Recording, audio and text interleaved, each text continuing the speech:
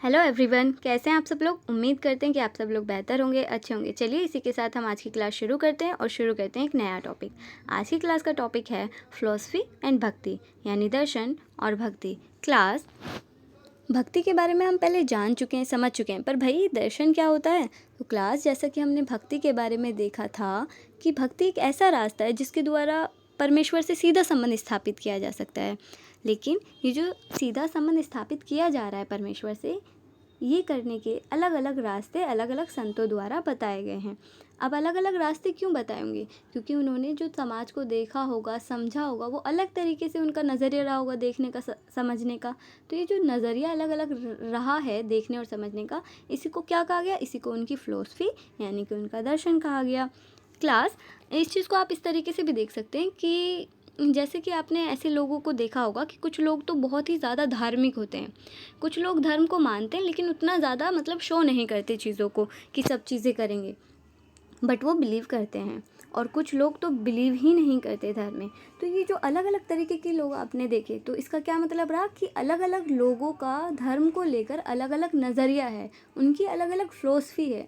तो इसी तरीके से हम दर्शन यानी कि फ़िलॉसफी को समझ सकते हैं कि जो भी हम देखते हैं उसको किस तरीके से इंटरप्रेट करते हैं, उसको देखने का नज़रिया हमारा कैसा होता है, उसी को हम फ़िलॉसफी या दर्शन कहते हैं।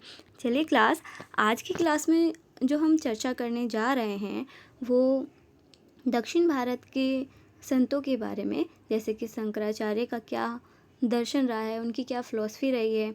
फिर हम देखेंगे कि रामानुज की क्या फ़िलॉसफी रही है, और बसवन्ना। इन तीनों के बारे में हम एक एक करके जानेंगे। चलिए क्लास शुरू करते हैं।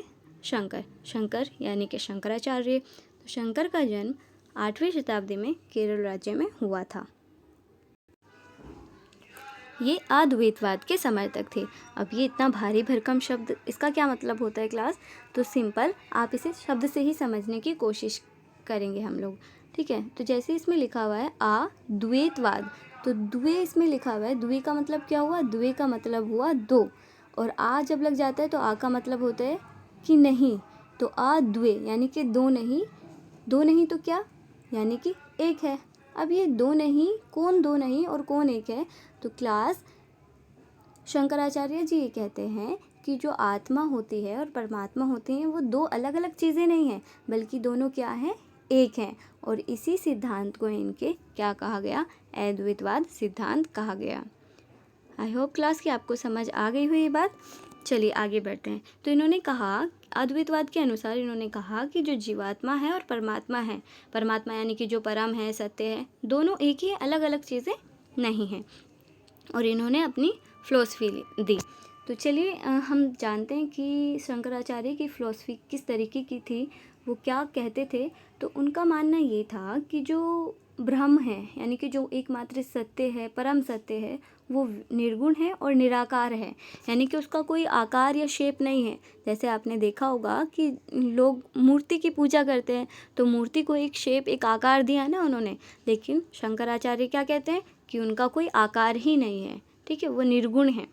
तो पहली बात तो इन्होंने ये कही। दूसरी बात ये कहते हैं कि जो हमारे आसपास का जो सारा संसार है वो एक मिथ्या है या माया। उन्होंने उसको माया माना, मिथ्या माना, यानी कि ये सारी चीज़ें ना झूठ है, एक कुछ भी नहीं है इसमें। तो इसका हम क्या कर देते हैं? इसका हम त्याग देते हैं। त्यागने की बात कही। अब जब हमने उसको त्याग दिया तो अब क्या करें?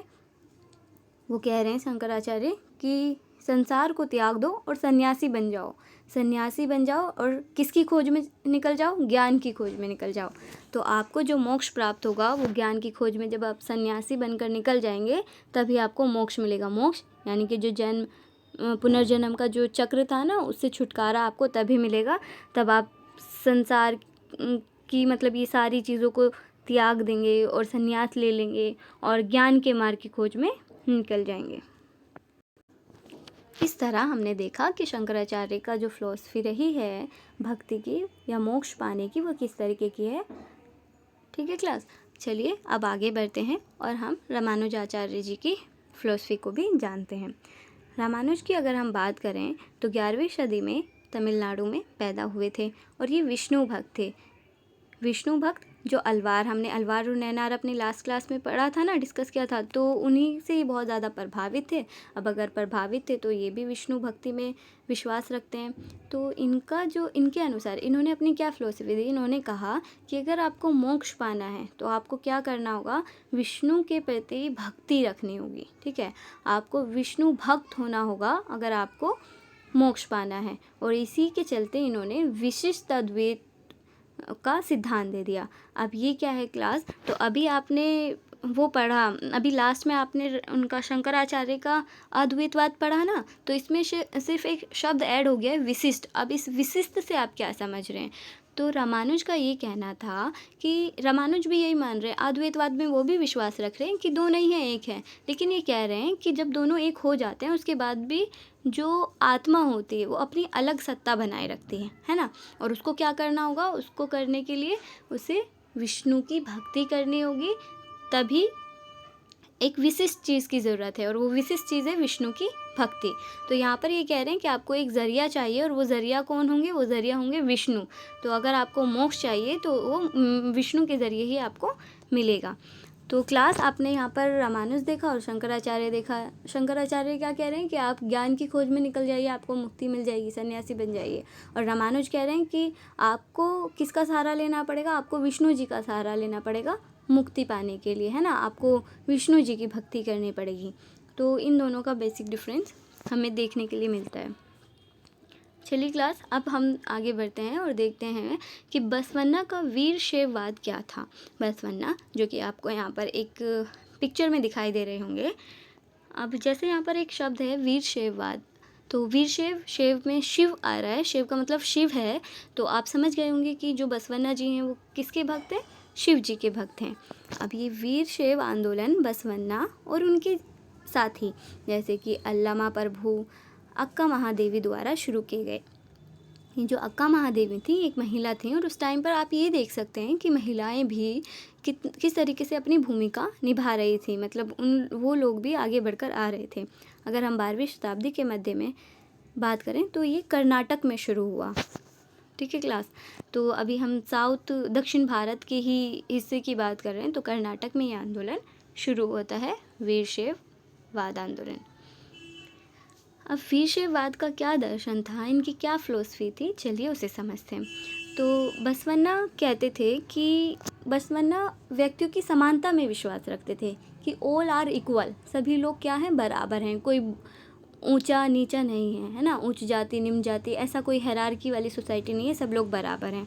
अब अगर वो बराबर के पक्ष में है, समानता के पक्ष में है, तो ब्राह्मणवादियों की तो आलोचना करेंगे। आलोचना क्यों करेंगे, क्योंकि ब्राह्मणवादी क्या कहते थे, वो ये कहते थे ब्राह्मण कि वो सुपीरियर है, और बाकी की जो समाज में जातियाँ हैं वो क्या है, वो नीचे कास्ट के, मतलब निम्न जाति के हैं, और वो उच्च जाति के हैं। तो इस तरीके से जाति को लेकर उनकी ब्राह्मणवादी जो सोच थी, नारी को लेकर जो ब्राह्मणवादी सोच थी, उनके खिलाफ, उनके विरुद्ध इन्होंने तर्क प्रस्तुत करना शुरू किए और उनकी आलोचना की। इसके अलावा बसवन्ना सभी प्रकार के कर्मकांडों और मूर्ति पूजा के भी विरोधी थे। ठीक है, तो ये कहते थे कि कोई ज़रूरत नहीं है, सच्चे मन से याद करो तो हमें परमेश्वर प्राप्त किए जा सकते हैं। ठीक है, मूर्ति पूजा के भी ये विरोधी रहे हैं, और इसलिए यहाँ पर आप शिवलिंग देख रहे होंगे। ठीक है, तो इसलिए इनका निर्माण किया गया था।